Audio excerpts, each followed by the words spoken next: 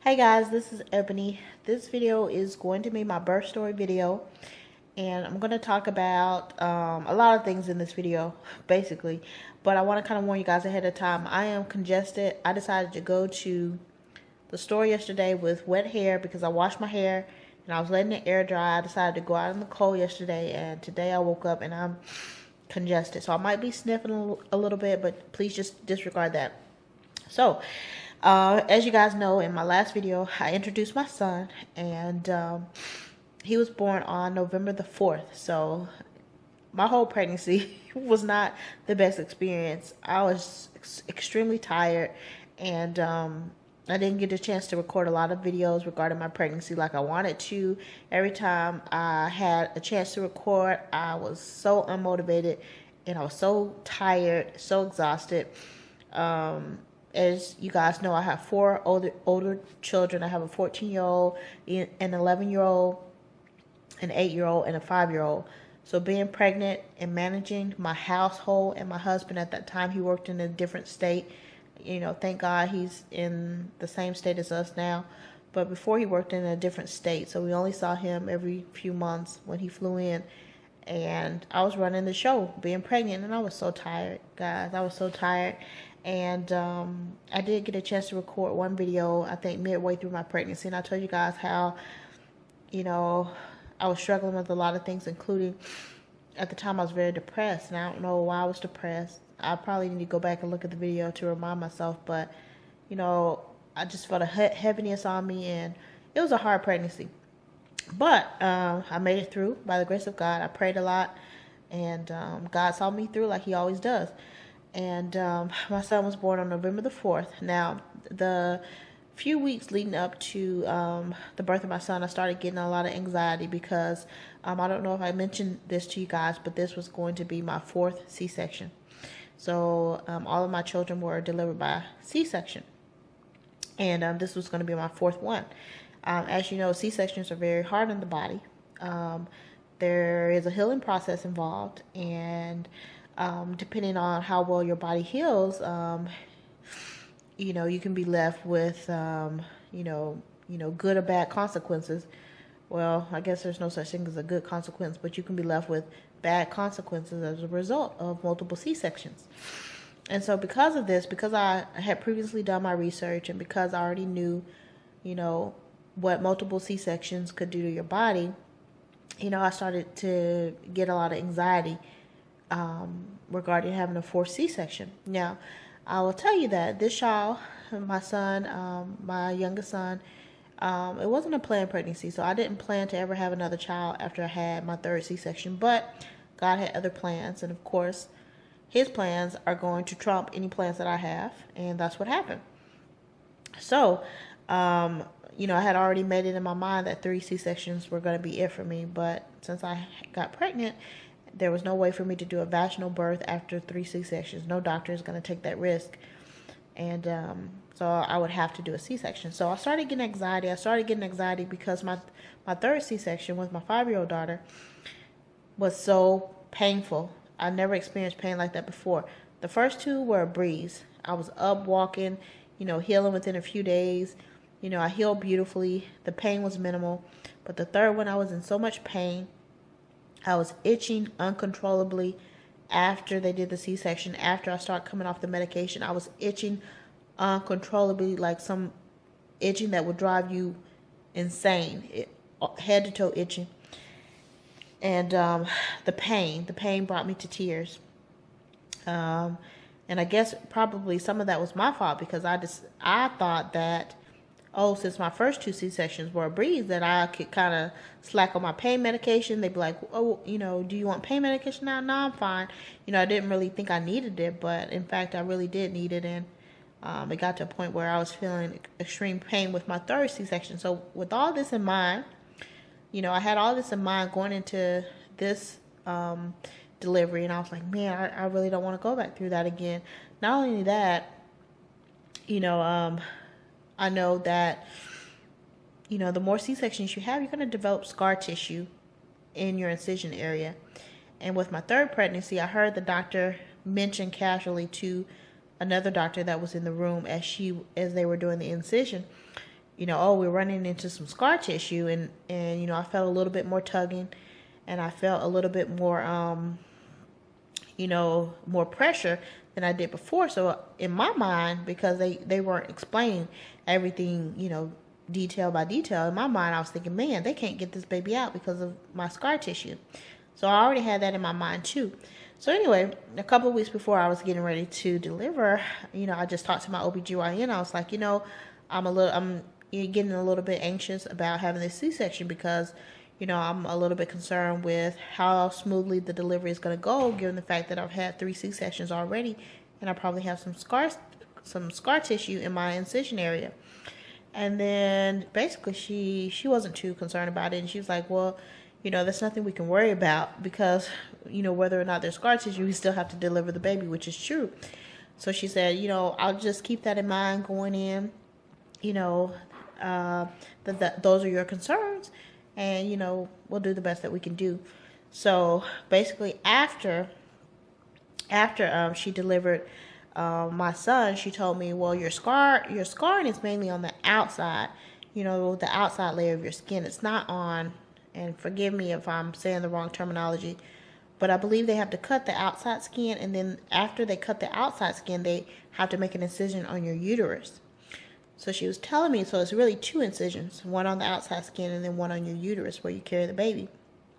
So she was telling me that most of my scarring was on my outside skin and that I had minimal scarring on my uterus, which I don't know if that made me happy or not, because I'm not planning on having any more children.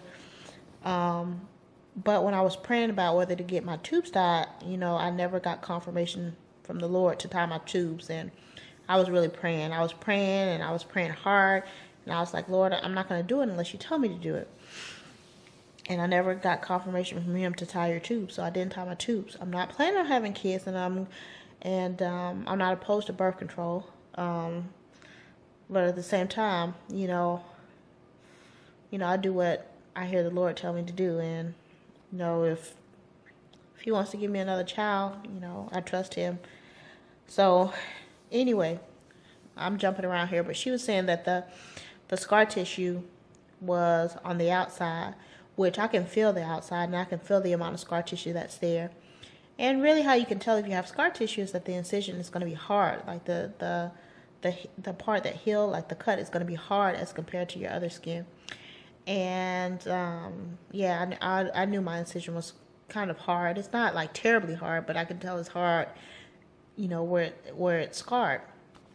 But anyway, the C-section went well, no problems. I kind of give you a synopsis of the day. I had to be at the hospital. They did the C-section at noon, 12 o'clock. So they had me come in at 10 a.m., 2 hours ahead of time. And at that time, they had me, change out of my clothes. They had me change into the hospital attire. And then they hooked me to machines, the machines that monitors the baby's heartbeat. IV, they put in an IV, which I despise, being hooked up to machines in the hospitals. I despise it. I despise those IVs because they're always pinching, and they hurt. To me, they hurt because they're always pinching. If you move your arm, you feel the thing stabbing you, and I just hate those things. But they hooked me up to an IV. They hooked me up to the monitors. They monitor the baby. They told me not to shave my vagina area. I don't know a nicer way to say that, but they told me not to shave it, that they would actually shave it for me, because they said in the past they requested that the patients shave, and then they end up cutting themselves or nicking themselves, and that can cause infection with the whole procedure. You have cuts, they can get infected, or things can happen. So they actually shaved my lady area for me. And then after about 2 hours of just being monitored and being on the IV, then they came in and they made me drink this, I guess it's like nausea medication to keep you from being nauseous because of the anesthesia. And it's very, very sour. It's about a cup about this size. It just made me down it. Very, very sour. Very, very extremely sour. So I drank that, and then And then after I drank that, probably like 20, 30 minutes later, the anesthesiologist came in, and she was so nice. Everybody in the hospital was very nice people. The anesthesiologist came in, and she sat down and she explained to me what was going to happen, which, because this is my fourth C-section, I already knew what was going to happen. But basically, they put the medicine in my back, in between a certain area in my spine that would cause me to be numb from actually, probably I would say, my rib area down, like right underneath my breast down, would be completely numb. And so I would still be alert, still be able to see what was going on, as far as my son being delivered. I was so nervous and so scared about the C-section the weeks prior that I was even thinking about telling the doctor just to put me all the way under. Like, I'll see the little boy later. I don't need to see him when he first comes out. Like, put me all the way under. I was even thinking about asking her about that, but I was like, nah, it's okay. Because I just didn't want to, experience it again. Like, when they're cutting you and doing stuff, in previous C-sections, I could smell my flesh burning. I could feel tugging. I could feel pulling. I could hear noises. Like, this stuff, even though you can't feel pain, you can feel pressure. You can feel pressures. So you can feel them tugging and pushing and doing all that stuff down there. You don't feel pain, but you feel pressure. And not only that, the sounds and the smells, like if you smell your flesh and things like that, like, that's not a good experience. Even though you want to see your child when they first come out. Like, I've seen, this is not my first child, so I'm like, I really don't need to see all that. I really don't need to see him when he comes out. Like, I don't mind seeing him a few hours later. So I was thinking about having them put me all the way under, but I decided not to go with that. So anyway, so after, they gave me the anti-nausea medicine, then they rolled me into the surgery room. They rolled me into the surgery room, and that's where the anesthesiologist put the medicine in my back. When I was in the room, the surgery room was so bright, so white, so bright, tons and tons of light, which I can understand they need to be able to see, perfectly. It was so bright, tons of lighting. And they had two doctors, my OBGYN and a black OBGYN who was helping her, and he was very nice. I liked him. He was humorous. And then they had the anesthesiologist. They had a nurse for the baby, and I think they had a nurse for me, and then my husband. Yep. So 1, 2, 3, 4, 5, 6 people in the room, including myself. So after they put the medicine in my back, immediately they had to transfer me from the hospital bed that they rolled me into the room on to the surgery table. They immediately had to transfer me as quickly as possible from that hospital bed to the surgery table, because as soon as they put the medicine in my back, my legs started to go numb. Now, putting the medicine in the back, they just had me arch my back as much as possible, and she found the place in my spine that she wanted to insert the needle. She put it in there. It was a sting. When she put the medicine in there was kind of a pinch as the needle went in, and then as she pushed the medicine in it, as she pushed the medicine in my back, I felt a sting, like a stinging sensation. Wasn't painful, in my opinion, wasn't painful, but it was uncomfortable. As soon as she pushed all the medicine in, my legs immediately started to go numb. Now, this is the weirdest feeling if you've never had a C-section before. To think in your head, move my legs, and for your legs not to move is the weirdest feeling. To think, man, I want to roll over, but not to be able to roll over on your own is the weirdest feeling. So, anyway, they put me on the surgery table. They started to work fast after that point. They put a tarp up, like in front of me, a blue tarp, like from my breast, right at my breast area. So I couldn't see anything past my chest area. It was covered by a blue tarp, so my husband couldn't see either. The anesthesiologist, she stayed at the top of my head the whole time, along with my husband. They were like sitting side by side. They were at the top of my head, and then the other doctors were behind the other side of the tarp. And they did their cut. They did their incision. And I felt the pressure. I felt the tugging. I don't know. I've never had this before with my other 3 C-sections, but this time I felt like I couldn't breathe.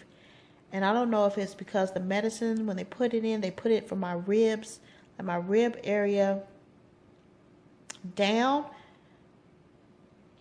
It's like my lungs weren't affected, but it's like I felt labored when I was trying to breathe. It felt hard to breathe, like hard to take a deep breath. Like that's it. I couldn't take a deep breath. I was breathing shallow, so I had to consciously think in my mind, Ebony, take deep breaths, because I felt like I couldn't breathe and I felt like I was going to suffocate.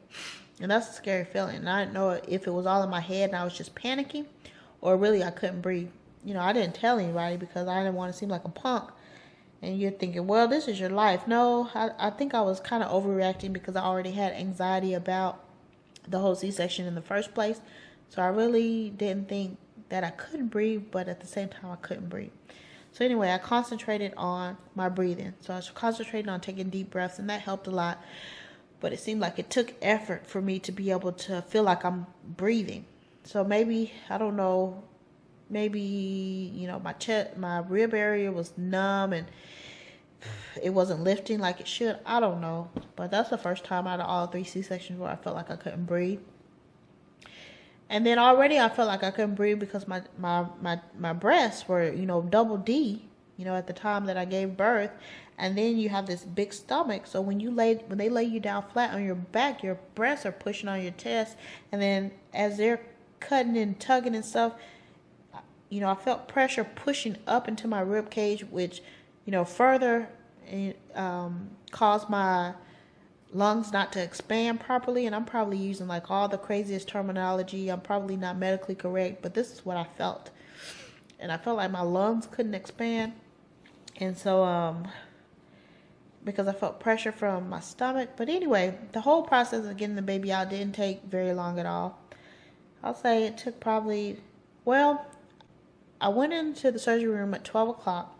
So for them to put the medicine in my back, for them to switch me from table to table, for them to put the tarp up, for them to, you know, sanitize my belly, you know, they put whatever they put on there and, you know, do whatever they do, bring my husband in, start cutting. My son was born at 12:28 and I went in the surgery room at 12 o'clock. So, you know, it didn't take very long, you know, 28 minutes. You know, and most of that was just spent, you know, prepping me with the anesthesia and stuff like that. So anyway, my son came out, he was handed over to the nurse, and he was perfect and beautiful and crying. And I put like some of that footage in the last video. You know, I show where my husband cut his umbilical cord and, you know, how the nurse wrapped him up and things like that. And then after that, they, you know, I was in the surgery room for another hour, they said, as they stitched me up and everything. But it didn't seem like an hour, maybe because I was drugged up, you know. But I didn't feel like I was laying there for an hour, but they said, oh, I was there another hour. They stitched me up. They did internal stitches that dissolved. And then they put the sticky strips, I think they're called steri strips. They put those over my incision. So they did stitches and they did steri strips. The steri strips are like just sticky strips that hold the area together. And they fall off on their own in 7 to 10 days. And the stitches were stitches that dissolved. So, you know, I didn't have to go back to the doctor. My very first C-section, I had stitches. I loved it. My second 2 C-sections, I had staples. I hated staples because they pinched. They were uncomfortable. You could always feel them. If you try to change positions, you try to move from side to side, you could always feel those staples sticking you. They were uncomfortable. And then not only that, you know, I think 2 weeks later or a week and a half later, I don't know, I don't remember, you had to go to the OBGYN and get her to pull those staples out. So you can imagine as your incision is healing, you know, as your incision is healing, you can imagine maybe some of the skin starts to, you know, bond with the staples, kind of grow into the staples, or the staple kind of grow into the stomach. I don't know, you know, exactly how to describe it. Not so much to the point where, you know, it's a really, really bad thing, because otherwise they wouldn't use them. But to get those staples out, it's not just like, okay, boop, boop, boop. It's like you really have to kind of maneuver them out. So the second 2 times I had staples, and then this time I had stitches. And I 100% prefer stitches over staples any day. I think the healing process is the same, if not better, with stitches. The staples, I don't know. I don't know why some people use staples and some people use stitches. I had the same OBGYN. I had the same doctor, OBGYN, the 2 times I had staples, and then I had different doctors when I had the stitches. So I don't know why some use stitches as opposed to staples. I don't know. So anyway, they stitched me up, and then they put like a big pad, taped a big pad of like gauze taped across my incision. And they put me in recovery for 2 hours where I pretty much just slept as the anesthesia wore off, and I started to be able to move my legs a little bit, and 2 hours in recovery, and then they took me to my room where I could be with my son. After the anesthesia wore off, I had the same problem. I had the same problem of itching that I had the 3rd C-section. I was itching. My back was itching. My legs were itching. My arms were itching. Everything was itching. Uncontrollable itching. It was horrible. It was horrible. And then I had those things on your leg that do like this.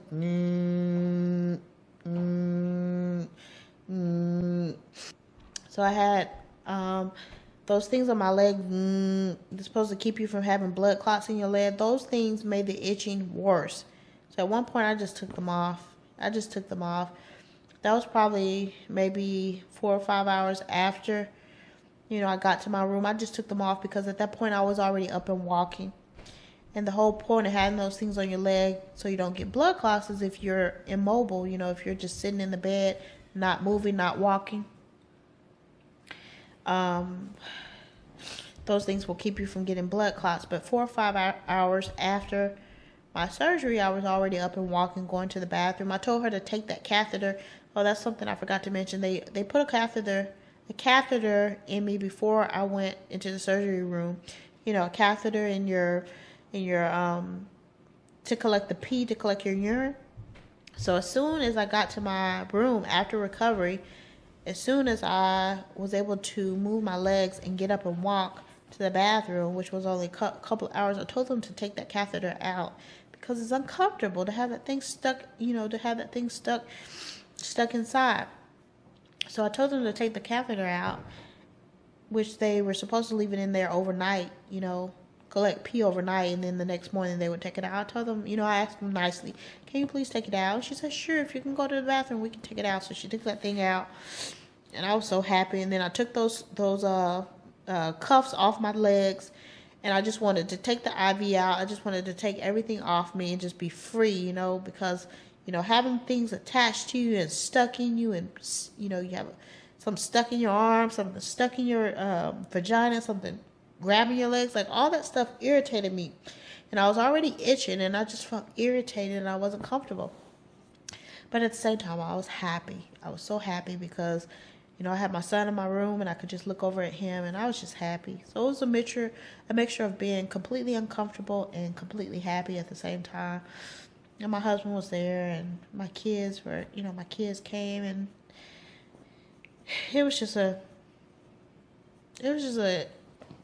I personally don't like the hospitals, and I was ready to go. So I delivered on a Friday. That Sunday morning, I was gone home because I'm just not going to stay there. They're prolong it. People coming in every few hours, checking your temperature, checking your blood pressure, and I'm just irritated. And I know that's their job, and they're trying to make sure I'm okay. But it was irritating, and I was irritated, and I just wanted to go home. So I went home Sunday. Mr. Nene's laying with Mommy, and he's a quiet baby, and I would like to put him in his boy clothes so he can look more like a boy instead of this pink and blue hospital hat. I'll probably put his boy clothes on tomorrow. Hopefully we can go home tomorrow. But he looks very peaceful right now. He's laying on top of my stomach, and I can't bear to put him back in that baby bed over there, although I'm probably spoiling him. Yeah, he doesn't look like any of my other kids per se. He has a unique look. He looks like himself. So I'll be happy to see what he actually looks like once, the baby features wear off and he actually goes into his face. I'll be happy to know what he looks like, but right now I can't really say that he looks like anyone else. Yeah, so we're sitting here watching whatever this mess is on TV and doing good. My son was perfect, and he could leave. He could leave the hospital with me, and it wasn't a bad experience. It's just I don't want to go through it again. I don't want to go through it again. So I got like 5 minutes before my memory is gone. So I'm going to quickly tell you about my incision. So after I left the hospital, the incision was perfect. It was nice. It was healing nice and pretty. Just a nice little line.